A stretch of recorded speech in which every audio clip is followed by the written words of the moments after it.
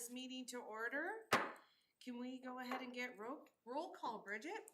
Right. Mayor Beasy, Here. Councilmember Seifert, Present. Councilmember Kohler, Here. Councilmember Sander, Present. Councilmember Stravens. Here. And then Andy did notify the office that he would not be here tonight. Thank you. For council. I'm gonna go ahead and say the Pledge of Allegiance. Chief Soto, would you lead us? Yes, ma'am. I pledge allegiance to the flag of the United States of America and to the republic for which it stands, one nation, under God, indivisible, with liberty and justice for all. Thank you. All right, well, we're gonna have approval of the meeting agenda, but there are a few changes as we were ironing out the situation and such. First, we will have there will be an executive session asked or requested, so I leave it to you to decide if you want. There's obviously no action during and no anticipated action afterwards, so I'll leave that up to you guys. We are pulling B, Ordinance 555 Exhibit A, which was an appendix that was trying to provide for a job description that we didn't get submitted because it is actually attached to our budget. So council has advised me to treat that with the budget amendment that we'll have. On the special permit, that is on your revised one, and it has been updated on the packet and the board, but that came to us late Friday, and so it wasn't included in your original packet for Millwood Days. And then on the consent agenda, I'm going to request an appointment of Bridget Gill as city clerk / public records officer. And then the Banner Bank checks, check signatories, we should have listed the signatories. I'm requesting it as Shauna Beasy as mayor, Sean Kohler as finance committee, Tina Seifert as finance committee, and also Aaron Hall as our acting treasurer. And then second, we added the Arbor Day proclamation, and that was provided in an update, but has not been, we will need to officially let you know that that would be included in the revised agenda.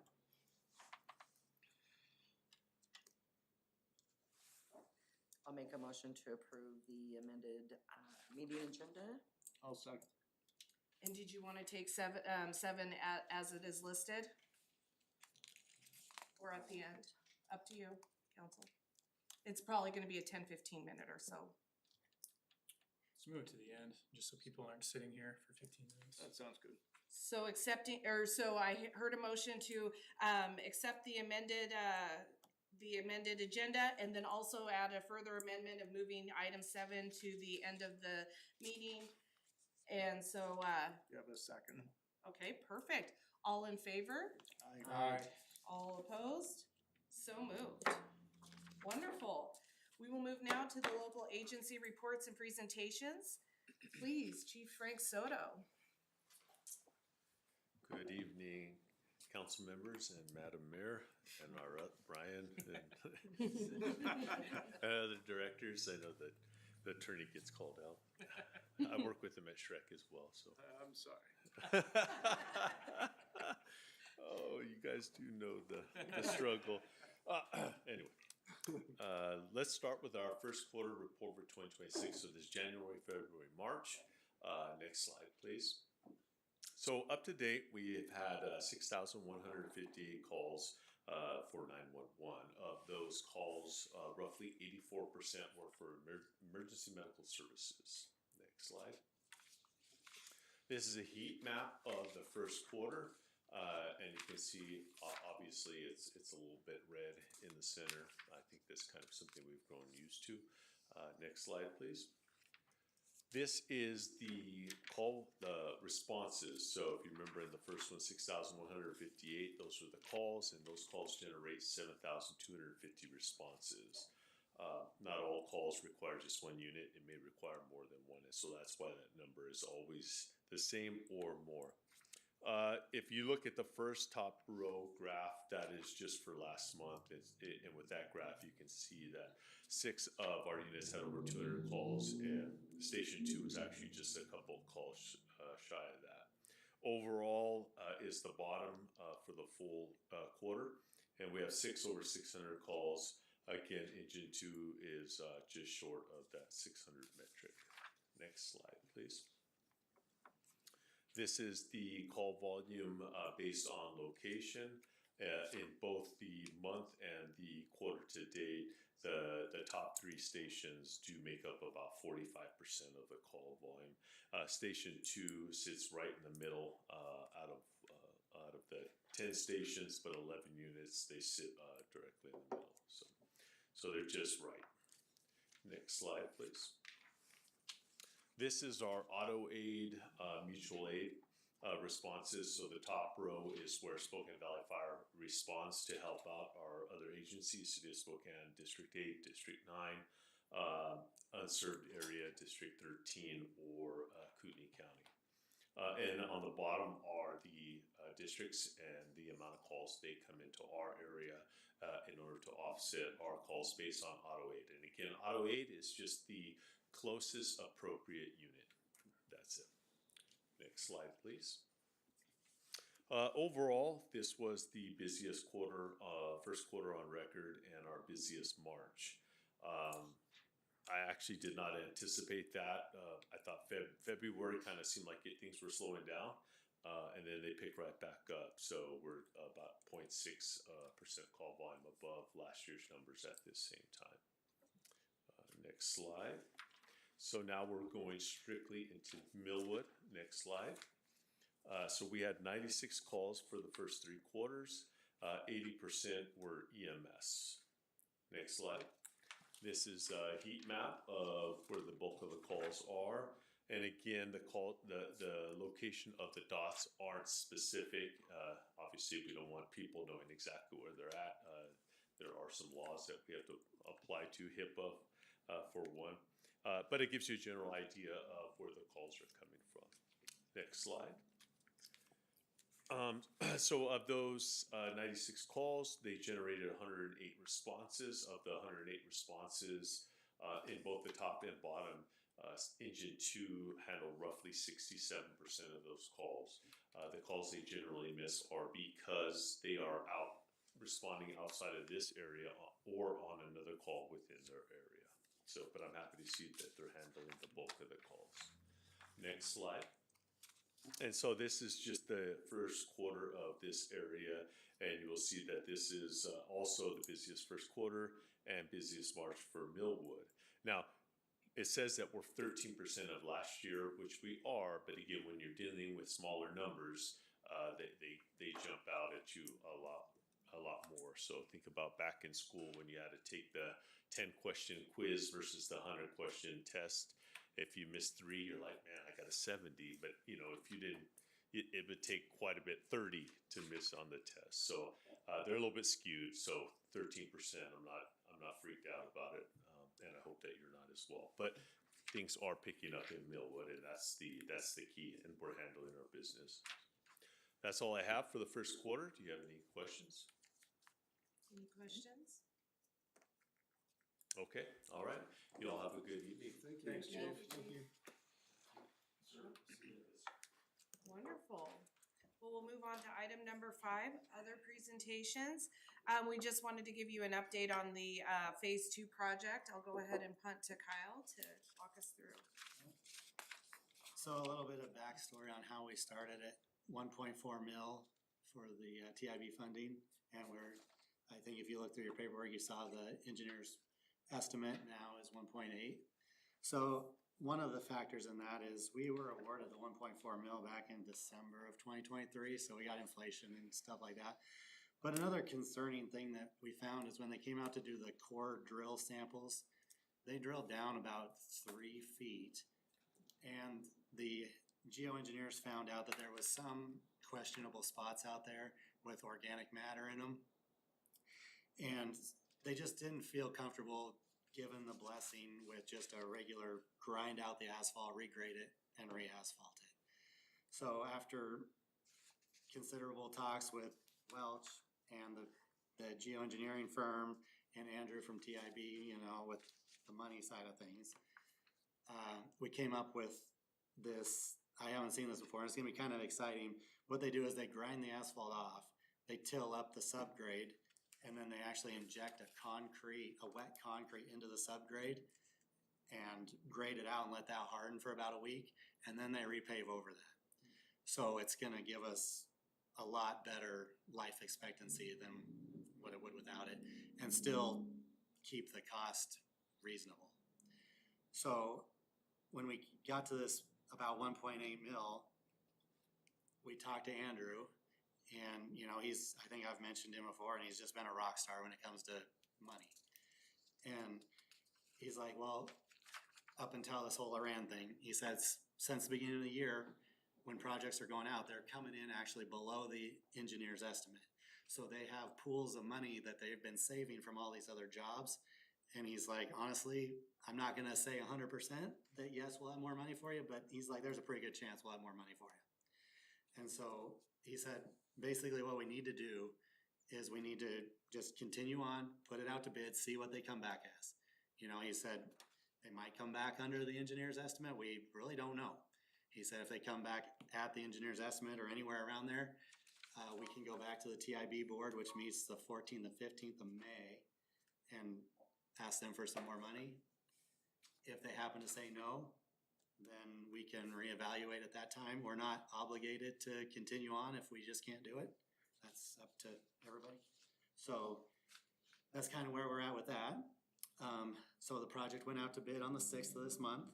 We have a pre-bid meeting tomorrow at 2 where the contractors can come in, ask questions, try to fine tune their bids, you know, so they don't hopefully miss anything and it's accurate. And then we will have the bid opening set for the 23rd of this month at 2 p.m. as well. So that's kind of where we're at. That's how we got to the point we're at financially. And I mean, Andrew said up front to me, I think I even have an email somewhere where he's saying he's not expecting Millwood to have to come up with another $600,000 or whatever for this project. He said that's not gonna happen, so we just gotta see where the bids come in at and go from there. Kyle, for construction, what's our tip say? Is it this year or next year? To do construction? Yeah. We are still hoping if the numbers jive and they can work with us, we're still hoping to go out by middle of June. Summer. Okay. Working with the school board to try and conclude before bus schedules in the fall. Yeah, so I'm crossing our fingers that it all works out. And Kyle, if I recall correctly, we're thinking about taking off that, third lane closest to Walgreens. Is that still part of the plan? I don't think that was part of this plan. I know that was something Kevin talked about, and it is on the STIP separately. Okay. And I'm gonna be going through that here in the next few weeks, and I think we're gonna keep that on there. I think a lot of that is concrete, you know, I can't remember if it's like this concrete down here was, it's like 16 inches thick. So there's a whole bunch of added cost on that wasn't considered as part of this TIB funding. Okay. Thanks. Beautiful. Any other questions? On the bid here that you had, clarification, says additional costs include, basically, you know, the control requirements for traffic control devices outside of the city of Millwood. Is that additional cost that is part of this, part of the bids? That it's outside of the city? I just wanted clarification on that. I'll have to get that for you. That is a good question. I know that we had to go back and the engineers went back, had to talk to WashDOT because of Trent. They want some reader boards on there. And we are gonna have traffic control, like lane closures and stuff, starting in Spokane Valley under the underpass there. So we had to work closely with them too. I don't know how that affects the finances and stuff though. I can ask them tomorrow and see. Okay, just curious. Thank you. So Kyle, with all the signal synchronization between Buckeye and Grace, does that mean the entire corridor will then be synchronized? That's the goal, yeah. Actually, the county, the city, the valley was down here, putting some of their programming stuff into this cabinet down here at Empire last week in preparation that we'll be able to sync everything together. I don't think, I'll have to find out this too, but I think from what I've heard, that one at Grace isn't gonna be able to be synced until we update everything. Right. The only thing they're doing at that signal currently is some PED stuff to get cause some of the codes changed on ped ramps and how far away the button has to be from the ramp and stuff, so they're redoing some ped ramps to accommodate the stuff we already have. But I believe that's on the step too at a later date to update that signal. But all the wire and fiber will be in place. Wire and fiber will be in place. Tie everything together. And then Kyle, does it sync with north of Trent as well? On Oregon, South of Trent, south of Trent? Yeah. that's the goal, yeah. Oh, okay. It's supposed to, when it's all said and done, it's supposed to sync that Trent Argon line up All too. the way down. Great. Excellent. Any other questions? Perfect. Thank you. Thanks. Do we have any public comments today?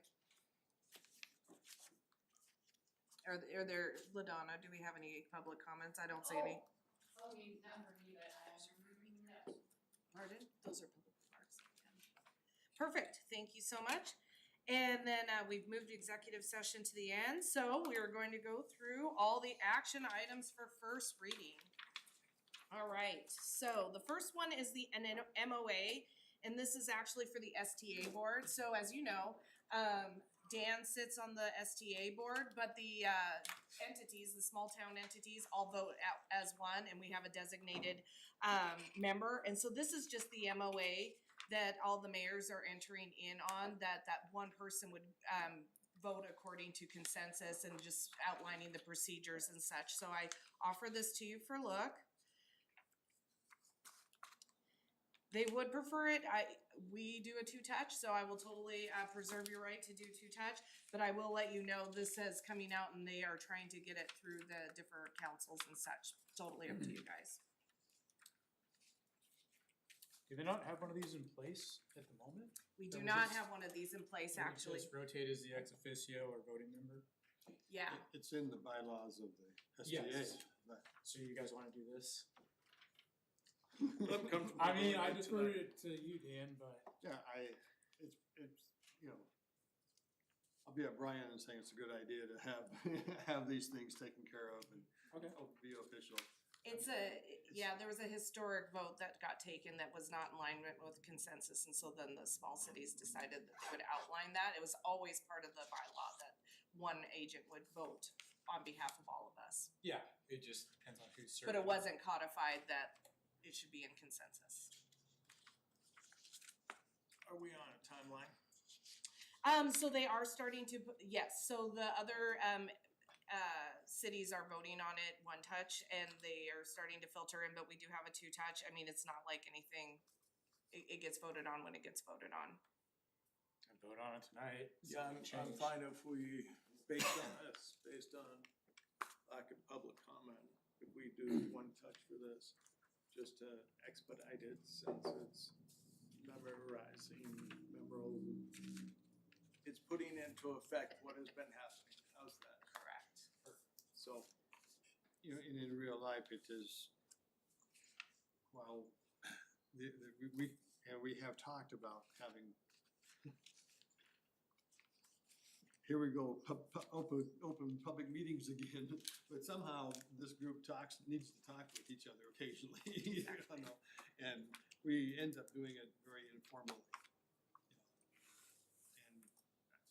And that'd be a good question for Megan, that we really need to sit down and have a beer all together up someplace, but that would be. Probably not an open meeting, but right. Yeah.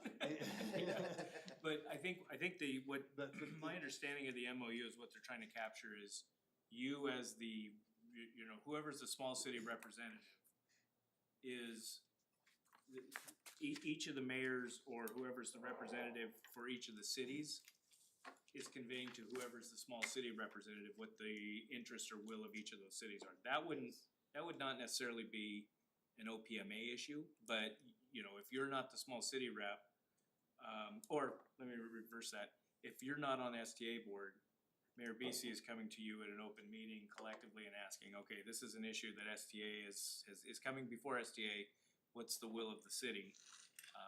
And then she would carry that forward to the small city rep. So that's what the other jurisdictions are gonna do through their mayors, yeah. And it's my understanding that, you know, this absolutely is solidifying that they want to do consensus, but it's not like they're taking a vote before they go and vote. They're just leaving you the opportunity to say, hey, I've got a question, and this person now needs to, our agreement is that they would listen to you and take a meeting and such. And in my experience, the small cities are, I don't know if any if anything came up that we do have the biggest issues of some of the committee, some of the representatives of a larger city. Some Yes. find something to pick on every budget item, they've gotta have some comments on. All right. Alright, so I need a motion. I'll make a motion to approve the STA MOU. I'll second that. All in favor, say aye. Aye. Any opposed? So moved. Wonderful. So Bridget, I'm gonna need a little clarification, because the next one on my thing is the procurement policy, and here's the purchasing policy. So I'm gonna actually punt to Brian, but I do wanna frame what this is. So we heard for 6 months, even in the previous administration, we're working on a procurement policy. Then Brian and I have been working earnestly on a procurement policy since January. We've given some rough sketches to the finance committee before. So because we're now at April and we know that we need to file our SAO report, there's no rush on this. I said, I know that this is as close to it. We've given it to me and Brian, we've given it to staff. There was a couple comments about it around the $25,000 threshold. So there is some consistency that a couple council members have already pointed out. That is on the table on page 7.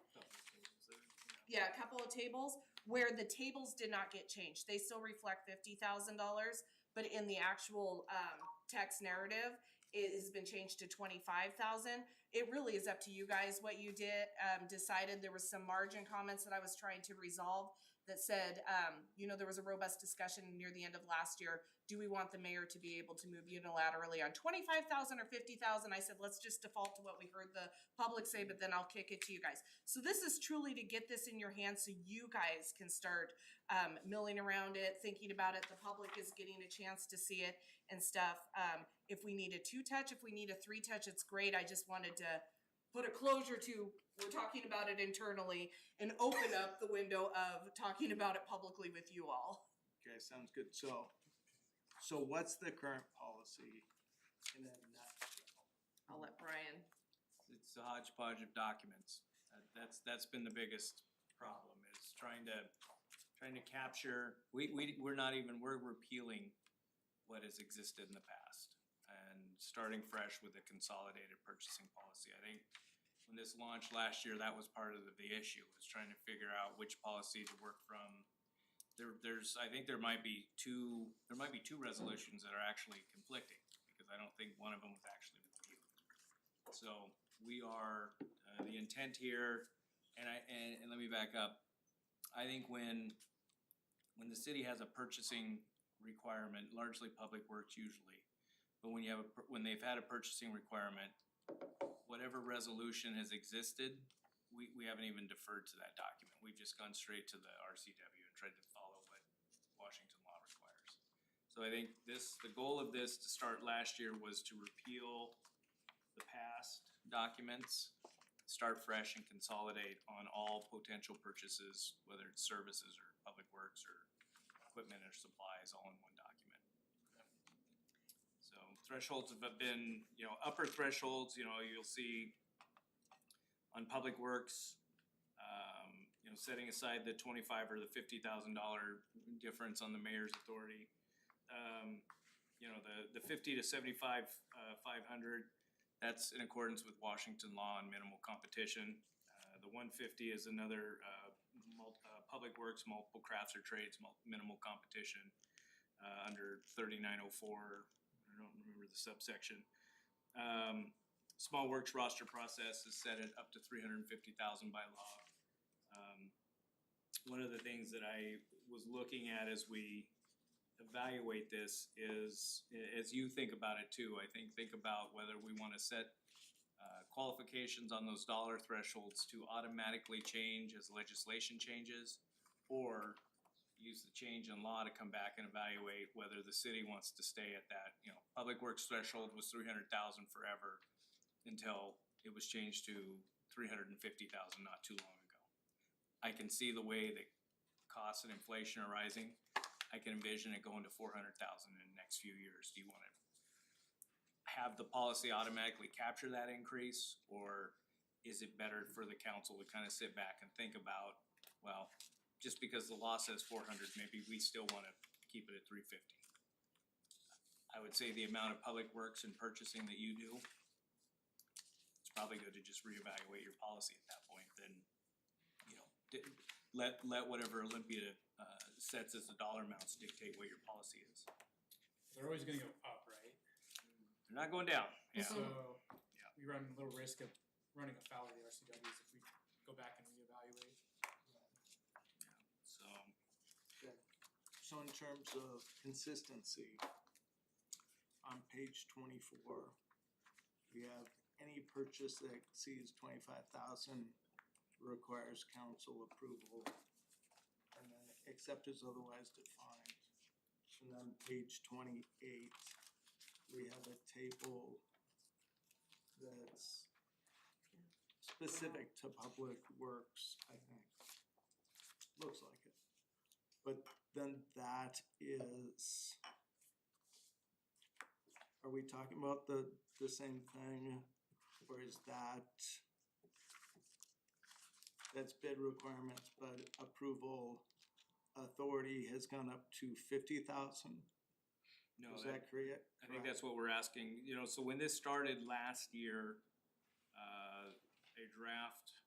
the draft had 50,000 as the threshold, because that is consistent with some other policy of the city.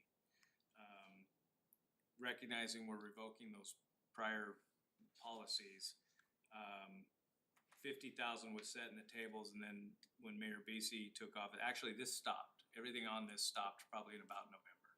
Okay. It was tabled, let Mayor Beasley get about 4 days into office, and then we talked about revamping this again.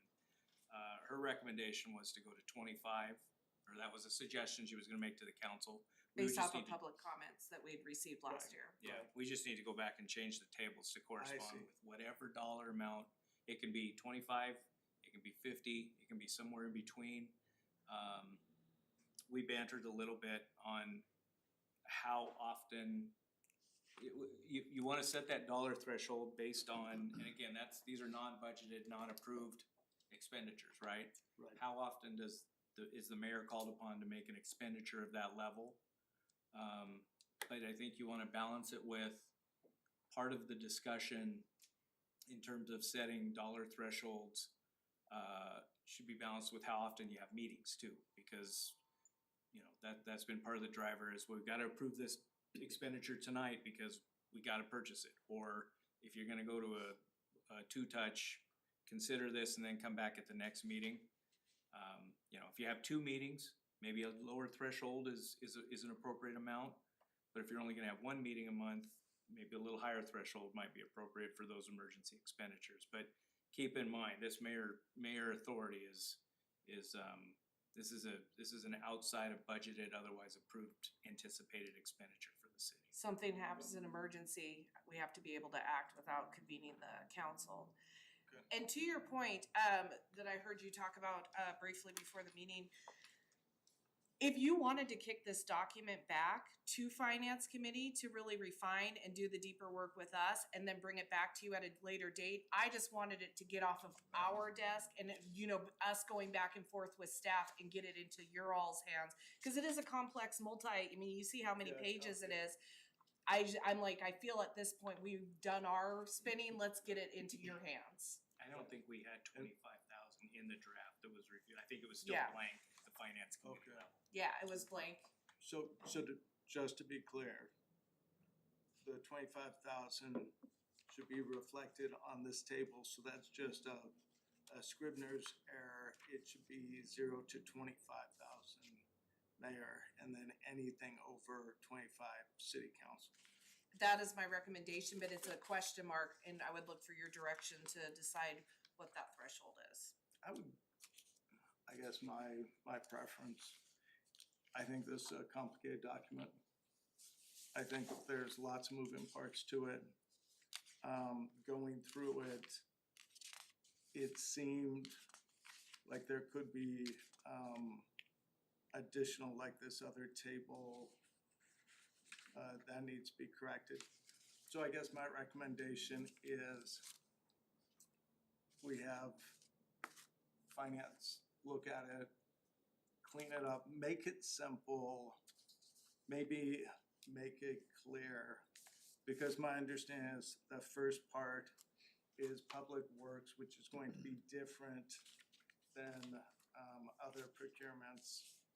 And so make it really clear to the public that it's going to be, yeah, we have another table that needs get corrected on page 39.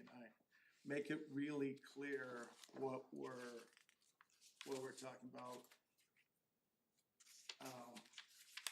So that's my preference, is clean up the resolution, make it clear so the public, so it took me over an hour.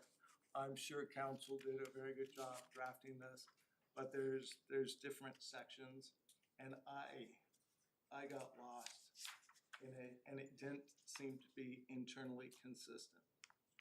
Okay. So we can work on that. I'm not, if you're making an official motion, I don't mean to interrupt, but it is in regards to the discussion. I think it's completely appropriate. Send it back to us. We'll work on it this month with the anticipation that we just bring it back to you next month for first reading of the revised copy. That's my hope. And I don't think we need a motion for that, do we? We just No, a this is just suggestion. first reading and discussions. Yeah. Okay. What do other council people think? What are your thoughts, Sean, Tina? I think we should reorganize it a little bit, make it clear from the start how those different types of projects work, and then add tables as appropriate. Mhm. Okay. And then we'll address, this will be our big agenda item for our finance committee this coming month. Wonderful. All right, any further? Yes, please, Dan. And then I've been weighing the 50,000 versus the 25,000. And, as Brian mentioned, if we only do it once a month, but on the other hand, we're pretty good about having special meetings, even if I'm not good about remembering special meetings if they're not on council night. And if it is that big of an emergency, I think we probably all know about it anyway. It's my standpoint that the 50,000 going from 25 to 50 was up based off of one thing that happened in the 8 years that I was a council person. And so I agree with you. I think we'll be able to capture like 99% of all situations with a 25. And if that's what makes the public feel more comfortable. That's what I would say, especially based on last year. I'm comfortable with 25,000. I'm comfortable with special meetings. Let's start with that. If we want to have more discussions, we can have input from Public Works, but it seems like 25,000 is reasonable. And in fact, that may happen before our regular council meeting. Yeah, exactly. We can't schedule an emergency after our council meeting. Exactly. But, the week before the council meeting, may something big happens, we all know, and we need to be able to react fast. And it's not like, especially with the internet, we should be able to act fast if needed to. I mean, with special purpose, with our 24-hour Within notice. 24 hours, But yeah, still, yeah. that didn't happen. And we'd have, by that time, we'd have a better idea about the bid or not the bid, but the project of repair, where they all need to be repaired. And if it's approved within our budget, this is a moot issue. This is really more than a policy of how do we Let's do it. procure our agents that work for us type of thing, so, yeah, wonderful. So any more discussion, or we can move on? And I think what I heard is that we will resolve for us to address this at Finance Committee, really tighten it up, and then bring it back to you with anticipation of next month. Wonderful. The interfund, loan amendment, I will go ahead and I will punt that one to you, Brian. So presented to you at a previous meeting was the resolution that authorized the transfer or an interfund loan of not to exceed $400,000. After that was adopted, the treasurer at the time went back and looked at it. Apparently, the transfer from one fund to the other was was juxtaposed is all. So we're really looking to amend the resolution by juxtaposing the, inserting the correct special capital projects fund to the general fund, which is what the intention was there. There is a blank on the extension of the term. I'm trying to recall, I don't recall when the It loan was is to 6 be paid. months, I think. And I think you're nearing the point of already payoff, if I recall, so, we're basically documenting for the sake of audit purposes, to show the proper flow of funds, so. Yes, I make please a do. motion to approve resolution 2602. Okay, I'll second. Any discussion? All in favor? Aye. Aye. Any opposed? So moved. Awesome, thank you. All right, this last one, it came in Friday, but we had already had your board packets done, but this was tendered on Friday, and that becomes important because the Millwood Days, which is a part of your little folder that we provided as an addendum, is this was filled out by Shireen Young for Millwood Days, and she is requesting a waiver, and that has to be submitted 90 days in advance. So I do want to certify that, yes, we did receive this. It just, your packets were already made and we didn't catch that. So this is first reading of special events. This is very similar to what we see every year, so I throw it to you all for conversation or us just to consider this first read. What's the waiver for? Is The it fee? Fee waiver. Oh, okay. Just fee So waiver. it's the same as, Every year. Okay. But as a matter of record, we just want to say she met the deadline to get it waived if you so choose.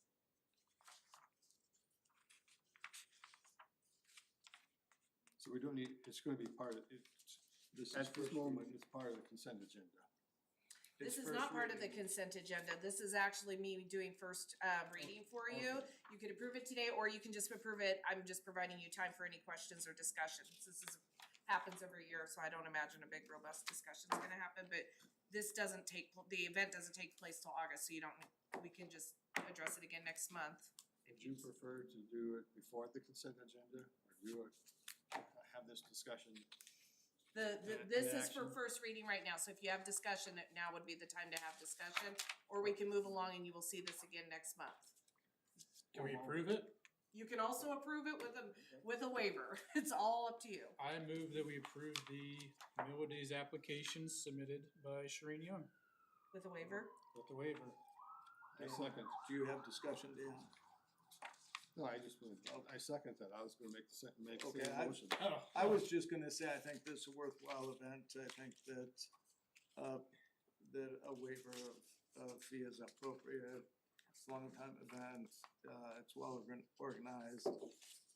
Everything's gone smoothly in the past, so I'm in favor. it's a long-standing tradition. Yes, Absolutely. okay, Our anchor event. yes. Wonderful. So any further discussion? All in favor, say aye. Aye. Any opposed? We approve with a waiver for the fee. So now we are gonna move on to our action items of the consent agenda. That will be the regular meeting minutes, the appointment, and we have 5 appointments. The appointment for the Planning Commission of Karina, the appointment of Historic Preservation of Annie, the appointments of the Beautification Tree Board, and the whole new board. It's a whole brand new board coming in, and that will be Cody Rollins, Nick Berger, and then also Bob Maduro. And then we have appointment of Bridget Gill as not only our city clerk, but our public records officer. She's doing an outstanding job. And then just to reiterate, it will be the Banner Bank check signatories that we will be processing tomorrow because 2 of our people actually need to go to the bank to sign up. But that will be Shauna Beasy, Sean Kohler, Tina Seifert, and then also Aaron Hall. And then, of course, our beloved Arbor Day proclamation. That is what is all covered in our consent agenda. I'll abstain, Karina's a friend, so I'll abstain, from that vote. That still leaves us with a quorum for consent Yeah. agenda. Can we take the appointments separate or discuss those first? Absolutely. There's no paperwork in there about like letters Oh, memorializing. that's great. Oh, yeah. Well, what were you gonna say? Oh, I don't know if these people are Millwood residents or. Correct. And I should give you a report on each and every one of them. So do you want to take out all the appointments separate and we can Yeah, go? we can do the consent agenda and the Arbor Day proclamation and the signers. And then, It's consent and then agenda. I'll walk you verbally through the process for each of these people and tell you where they were at. Cause Sure. there's not a lot of paperwork for them, but I can explain the process. So do you all agree to remove the Sure. actual appointments and then just treat everything else as the same? Consent agenda, yeah. Okay, So 1, 7, 8, and 9 are on the consent agenda? Is that what we're saying? that's what I heard. Sure, I 7. I know I've got different numbers on all my things here. Yeah. I Yes. believe that to Okay. be true. Okay. Are you making the motion, Sean? Yeah, I'll make a motion to pull Second. out. Kelly seconds. So do we, this is a vote for the consent, an affirmation of the consent agenda minus 2, 3, 4, 5, and 6, and includes all the other elements. Yes. All in favor, say aye. Aye. All opposed? Hearing none, the rest of this consent agenda holds. So, appointment. Every one of these people are a resident except for Annie Aslin for the Historic Preservation Commission. And as we recall, the Preservation Commission is allowed to, out of 5 people, they're allowed to let up to 2 people who are not residents be on it. And we have confirmed all other residents, all other members of the board of the Historic Preservation are board. So this all satisfies our residency concerns. Karina is I'm just gonna start with. Good, yeah. So, just so you know, I'll actually let, Kyle jump in if he wants about the beautification tree board. But let me walk through the other ones. So my standard was, they were open when I got here. I opened it up, I put it in my newsletter. We've also done a public, a public declaration. In regards to the actual planning commission, we even had, council members that represent more the east actually go and talk to people and try to see if we could get some representation from the east side. I had one applicant. I did correspond with Mike Ankeny, and I also addressed, I attended 2 planning commissions, once when we opened it, and then also when Karina had surfaced as the candidate before her and Chairman Ankeny had met. And so the chairman has been included in at every step of the way, including any emails of her background. Her background is a real estate, commercial real estate person. She is a resident. And one of the exciting things, if I can give a qualitative, she's in her 20s. And so people, That's that was the criteria. that there's no criteria there. There wasn't, but Mike was looking in that direction. But Mike was saying this is refreshing because the next youngest person, and I mean, we'll just say it starts with a 6, not in their 20s. And so he was excited about that. I did sit in on their interview, and ultimately I said I would defer to your recommendation, sir. And so this was his recommendation. Same with Chris Major. I met with Chris Major on behalf of the Historic Preservation Commission.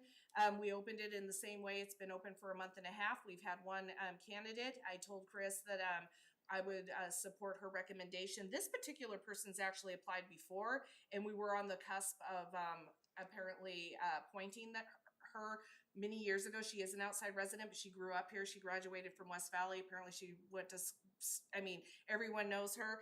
And then there was an illness in the family. And so that's actually why she's not already sitting on that particular commission. And so Chris actually forgoed even having an interview with her. So I have met her, but she goes unnecessary. As far as the 3 tree boards, as you know, we've been asking for tree board applicants for about a year. 2 of these people, when I gave the Arbor Day proclamation last year, stepped up last year at the Arbor Day proclamation. And then Sam and Kyle will be the ones that are leading that meeting. came up with the other person, we have confirmed that they are all residents, and I have talked to each of them on the phone and affirmed, because they were kind of filtering in, you know, via Sam or via Arbor Day conversation that had happened quite a few months ago. I've called each and every one of them in the last month and say, are you still in it? Because we're about to do appointments, and every single 3 of these have affirmed that they do. So, but thank you for calling that Well, out. I just wanted to make sure the planning commission member was a resident, But she's not. the planning. Oh, yeah, the planning commission, right, yes, I'm sorry, the historic preservation, yes, she is a Okay. voting member. Thanks. Yeah, Good job filling all those posts. yeah, thank you, it's been a busy month. It's tough to fill those. And I also want to give a little shout out to Tina and Andy, who were, you know, really talking to their neighbors to offer opportunity, you know. Yeah, But it's hard to find It's people hard. in neighborhoods. So but I'm excited for all the I'd like to candidates. make a motion Yeah. to approve the items 2 through 6 of the consent agenda. Second. Any discussion? I'll abstain from number 2. All in favor? Aye. Any opposed? Everyone's appointed. And I was gonna save this for the mayor report, but we did have a public open meetings thing that some of the Historic Preservation and Planning Commission, and then we have Yeah. 5 additional appointments, so we'll probably be redoing another open meeting in like 2 or 3 months to capture everybody who was unable to attend today. Perfect. Well, moving along to staff reports. So we don't have a treasurer report, but we do have a treasurer. His name is Aaron Hall. He'll be here next month, presenting both this month and last month, and so very excited to have him aboard. He is an interim treasurer. I actually hired him as the assistant treasurer, but he's accelerating quite nicely. 2 of our council members have interviewed him before, so excited about that. I punted off to Bridget for her very first Clerk Public Records Code Enforcement report. Or maybe it's her second one, actually. Second, yeah. I think it's second. You It did is last your month. second. First official, I guess. First official in your title. Alrighty, so backflow test letters were sent out at the end of March with the assistance of Josh and Matt. Completed test dates are due by June 15th. 2 public records requests have been completed. I'm currently working on 2 other requests with the assistance of Savannah. For code enforcement complaints, we've received one on Empire regarding a rooster and hens crossing the road into a neighbor's yard. The second one is regarding the old Bank of America building. Apparently there's graffiti and a tent outside in the front. Mayor Beasy has initiated conversations with Officer Ball on that one. And he's confirmed there's no encampment, so this truly then becomes just a property issue. And we have been coordinating with Brian to create an acknowledgement letter to be sent out once citizen action request forms are received, along with creating a log to track incoming request forms. WCIA will be conducting a property appraisal this year. This one is one of the benefits they provide with no additional cost to the city. It helps determine the current values of the city's properties. It will be completed anywhere between April to July. The locations included will be City Hall, the shop, pumps and lift stations, water reservoir tank, the park, including play structures, the restroom, and the waiting pool. For reference, the last appraisal was completed in '21. So a little bit more information on the backside of that. Generally, the site visits will encompass facilities where the building, including the contents and the property out in the open, values may have $225,000 or greater replacement value. This also includes individual buildings that do not exceed $225,000, but by combining all structures at that location, they may meet the threshold. So they'll reach out to schedule a time to have somebody help chaperone. Most likely that'll be Kyle or Matt. And then they'll get back to us on the appraisal document. And that concludes my report. Thank you so much. And is it my understanding this is Kenzie's last day helping us out, and that we will have Joshua, our new administrative assistant, writing with you next month? So, Oh, boy, was We did was not that a get big a- old surprise? Did not get a chance to talk. Oh my earlier. gosh, I apologize. You're good. No, I kind of assumed I was done because I done nothing. So Yeah. I'm just here for extra help. But Appreciate it. we really, honest to goodness, so appreciate your professionalism and and appreciate you carrying us as Bridget came up and No Could problem. I have done it without? so thank you very much. All right, facilities or public works, Kyle. I just wanna go on the record stating that, since you left us, we will make sure you get lots of snow in front of your driveway. Thank you so much. With all this beautiful snow. Yeah, exactly. If we get snow. On the snow aspect, we removed all our de-icing and plowing equipment from the vehicles. I had AAA come out and sweep the streets and spray out the sidewalks. Our most recent hire, Sam, got his commercial driver's license all done.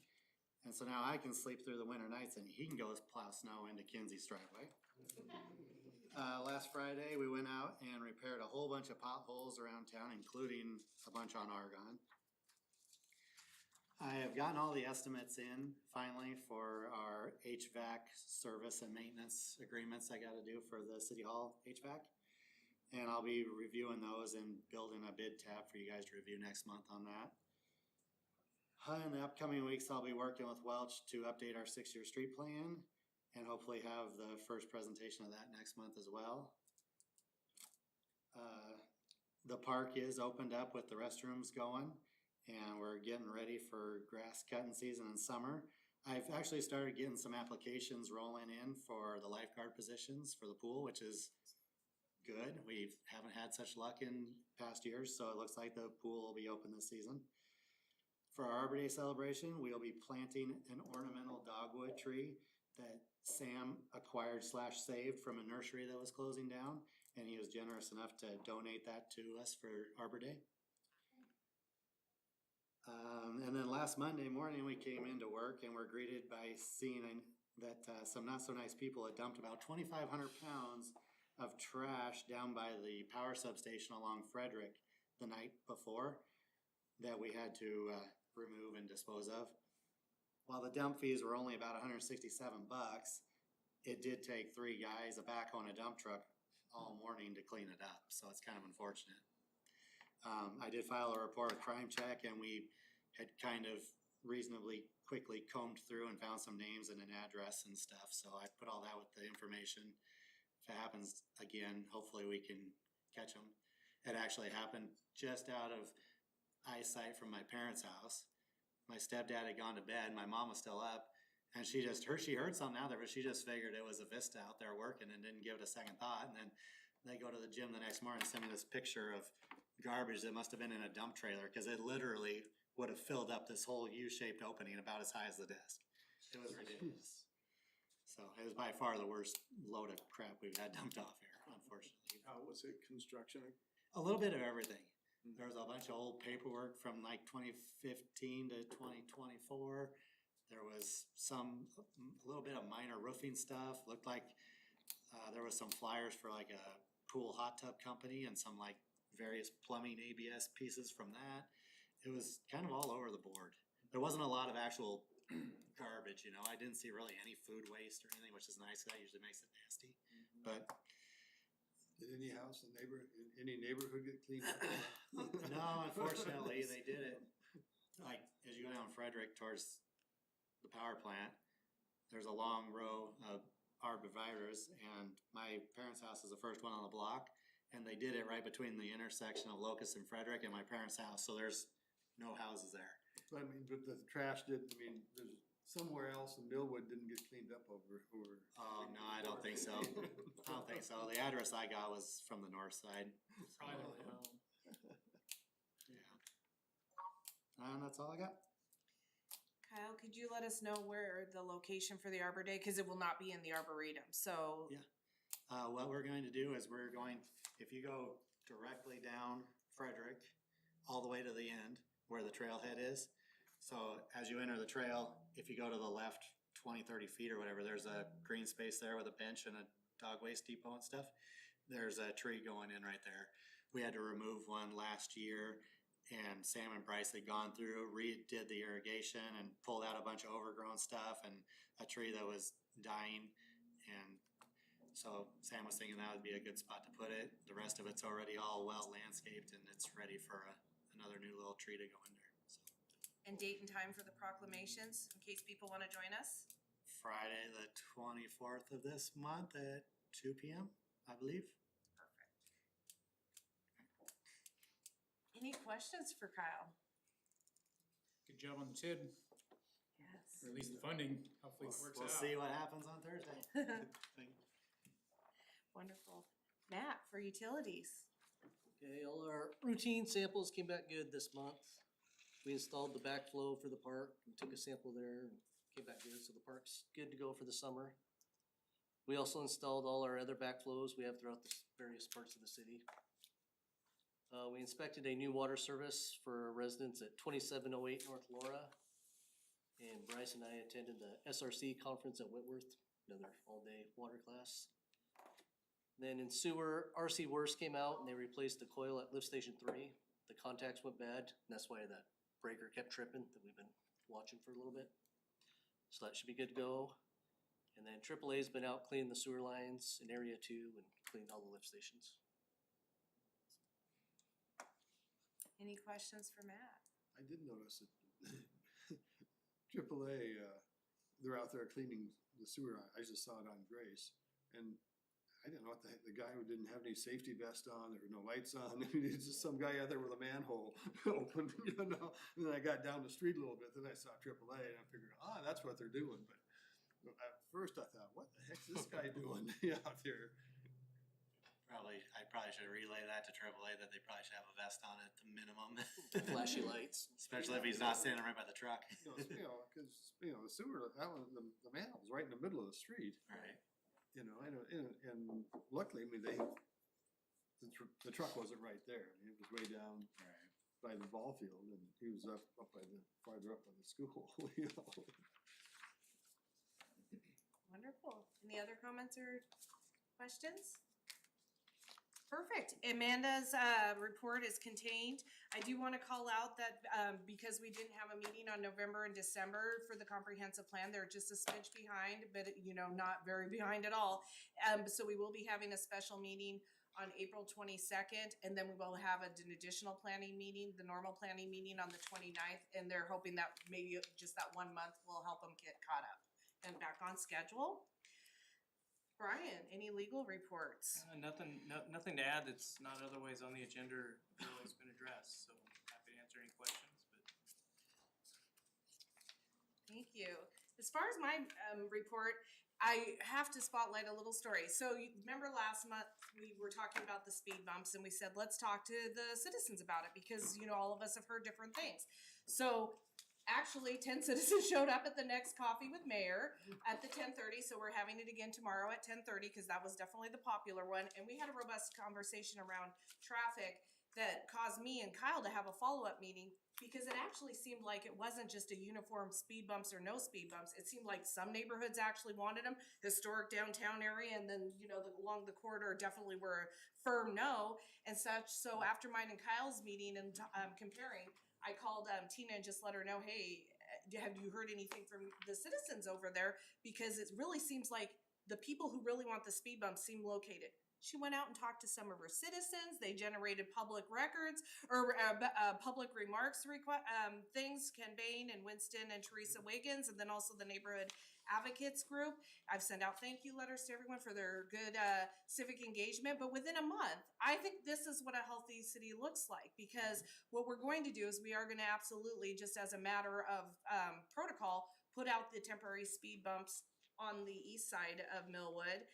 Specifically the intersections that were called out around Butler and such, and then hold off on the historic downtown area unless we hear comments, and specifically once the phase 2 project comes, if we need to do something at that time.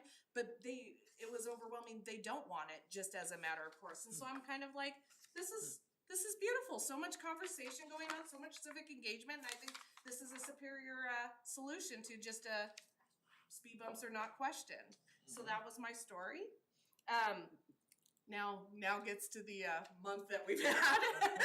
So We've had, some glitches in Springbrook around our, utilities billing, which was very unfortunate. It was, relegated to less than $2,400, so we are just going to eat it, and then we are gonna have Springbrook out at our side to make sure that it doesn't happen again. We're also, Bridget is working to streamline the project, because right now it's just a bunch of notes and, and we're putting together an actual procedure that would be replicable, if anyone else were to take over that job and such. So, more to come on that, but that was an unfortunate situation. The second thing is, I did talk to Deputy Ball, on a numerous requests. Number one, it was the bank, and he did go and do an on-site inspection. There is no encampment, there are no people in the bank, so it needs to be treated as property. We also talked about some neighborhood watch, because we're going into spring, and so people are starting to get, springy and summery. So, people are, reaching out, and I'm going to be following up with, Under Sheriff, Justin Lundgren to see what kind of resources we have on that. I did find out that there is a homelessness coordinator through the city of Spokane Valley. That's where they're housed through, but the county provides some partial funding for them. And so because of that county funding, we actually get like a tiny little fraction of their resources and such. And so that person will be coming to our next meeting to just kind of educate us on what are the regional things, regional resources that we have available to us as Millwood citizens, in responsiveness to the houseless situation. Deputy Ball and I did talk about the flock situation. As you know, I brought that up at the last meeting, and it was very resound that people wanted to be included in on the discussion. And, so I was having my meeting with Deputy Ball, and it just came out the day before. Actually, it's a non-issue now, so we don't even have to consider it. So, that happened. And then we had two breaches that, kind of feel like they could be tech, but they're not tech. What they are is their identity. So we came in one day and our network was shut off for the entire city. And, we got to the core of it, and somebody actually filled out on behalf of the city to shut down our, network support. And Comcast, presumably, I don't know, because they won't respond to us. They won't respond to Lynn on her way out. They won't respond to me, and they will not respond to council. And all this has happened in the last 3 weeks. But we did get it obviously turned back on within hours. We did get a handler for whatever it's worth if they're not going to respond to our request of what the core function is.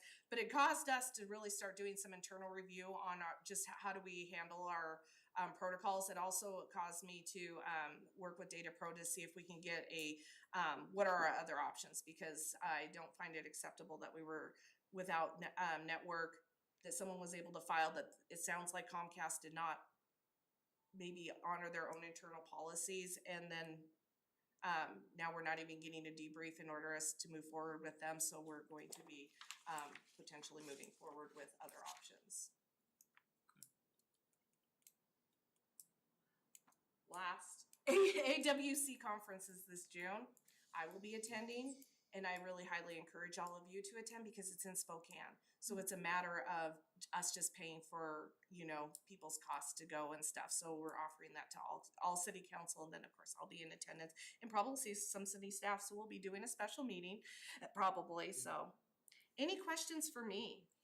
I do have a question. So in terms of malware, antivirus, things like that, are you comfortable with what we have in place? I am actually. So all this has caused us to do the deep dive and to go through with everything. Turns out we actually have we have the highest level of, third party at the tier that we're at. Where I think that the stuff needs to be fortified potentially is that our current policy and procedures are from 2014. So we're working with Data Pro. Bridget and I are working with Data Pro to really update those and make them modern. The other thing is, education of staff, because you can have as many, if a catastrophic thing happened, if we did get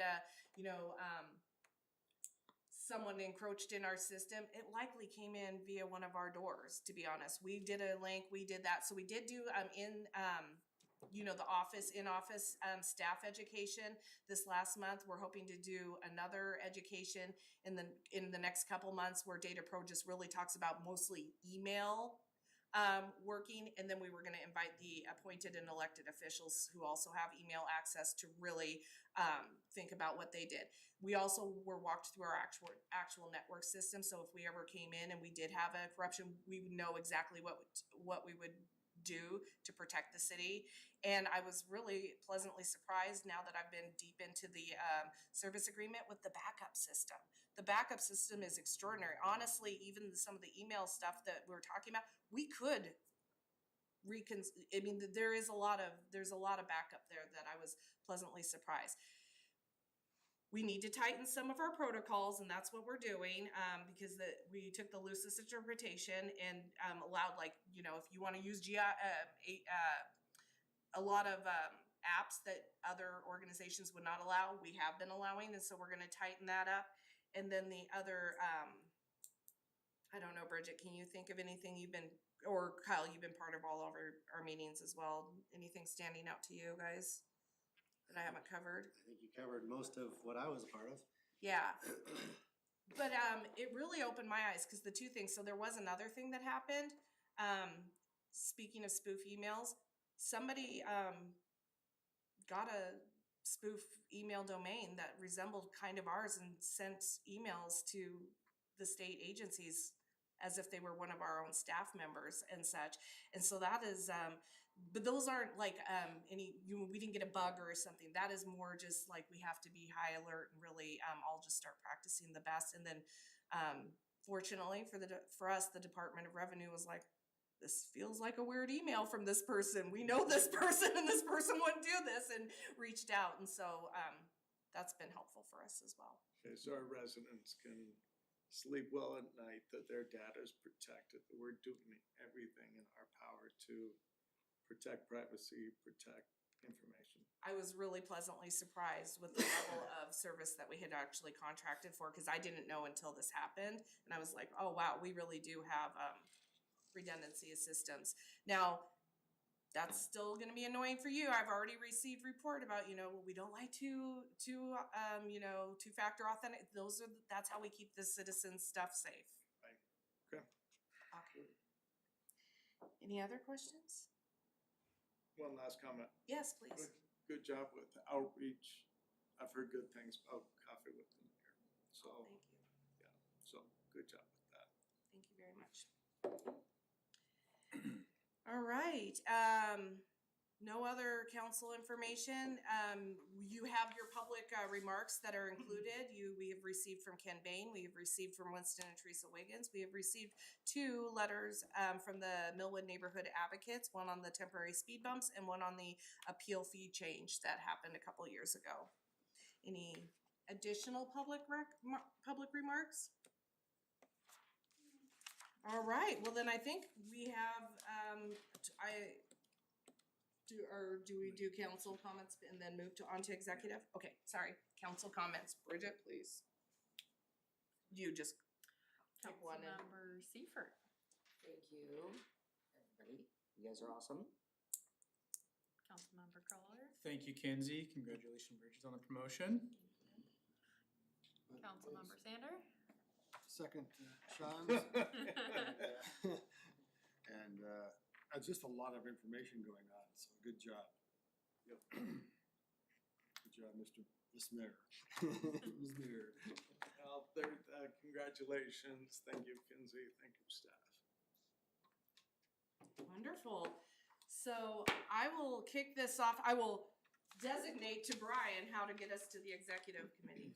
Okay, city council convene to executive session pursuant to RCW 4230-110, subsection 1I, to discuss pending litigation, potential litigation, and/or legal risks and financial risks of a proposed action of the city. Executive session will last 10 minutes unless otherwise extended and will commence upon announcement of the start of the executive session by the council. No action will be asked to be taken of the council upon conclusion of the executive session. We're gonna go ahead and go out at 7:15, anticipated back